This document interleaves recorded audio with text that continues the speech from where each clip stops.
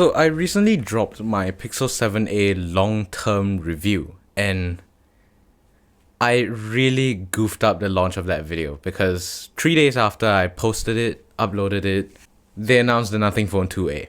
And the Nothing Phone 2a, I feel like, is an even better deal than the Pixel 7a. Here's why. First off, let's start with that price, right? It is £320 for the 8GB 128 SKU. And I just have to say that is really aggressive of nothing, because when dropping this phone 2a, I was expecting it to have an 8GB 128 SKU for maybe $350, $399, but for £320, that is absolutely insane, and that is quite possibly the most aggressive pricing I think I've seen in a long time. The closest one that I could possibly think of was the Pixel 4a from 2020. For $349, they offered 128 gigs of storage and 8 gigs of RAM, and that was a decent phone, and it had an OLED display and all that. But this Nothing Phone 2a is absolutely insane. In other regions, they've limited the options to the 8GB 256 option and the 12GB 256 option. And the fact that they even offer a 256GB SKU in of itself is already absolutely insane, because phones like the Pixel 7a for a higher price don't have a 256GB option, let alone a 12GB of RAM option. So this kind of aggressive pricing and aggressive specifications is honestly absolutely insane, and I am all for it.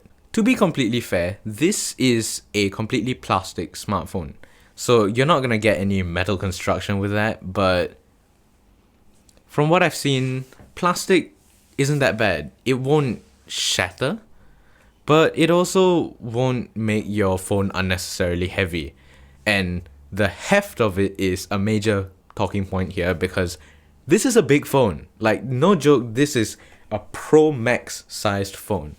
So I feel like nothing has placed a definitive focus on what kind of sizing they're trying to do with their phones. And this Nothing Phone 2a is also a 6.7-inch display.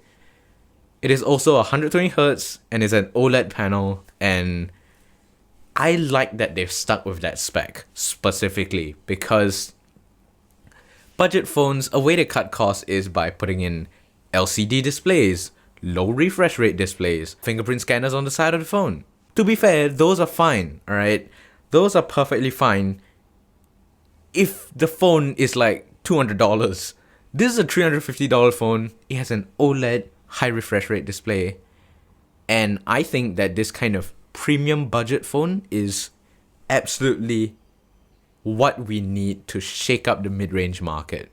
Personally, I'm not a high refresh rate snob, but recently I've had the chance to play around with devices with high refresh rates like 15 Pro Max, Pixel 7a, and these devices are amazing, right? But I can't go back to a 60Hz device without feeling a bump. So having a high refresh rate device is genuinely useful, and it's very nice.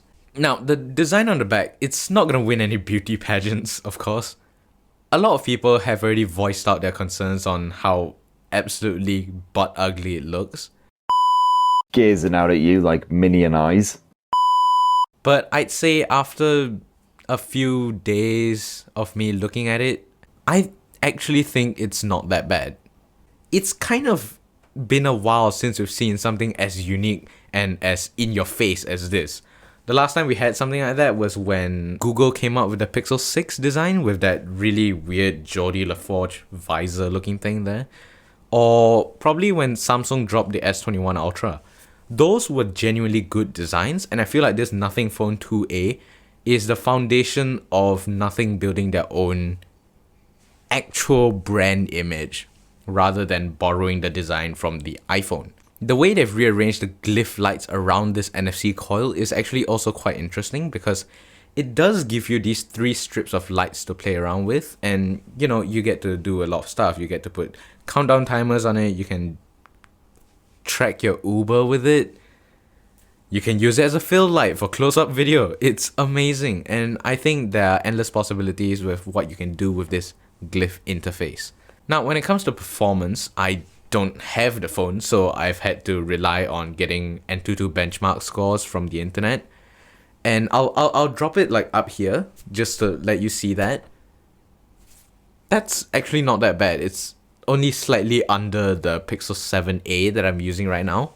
And I'd say it performs around on par with the Z Flip 3 from 2021. But until the general public gets their hands on this device, this is what I have to say. If all of these performance numbers hold up and they do well, I think that nothing has potential to be a winner for Budget Phone of the Year this year.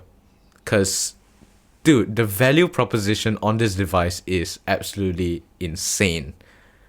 Alright, for $350, I think this is a decent phone, and if you can, you should probably pick up a set. I mean, it's a decent device. It's gonna get software support for years, and overall it's got decent cameras from what I've seen. I think it could be worth it. But yeah, not much else for me to say now, so I'll see you next time. Have fun.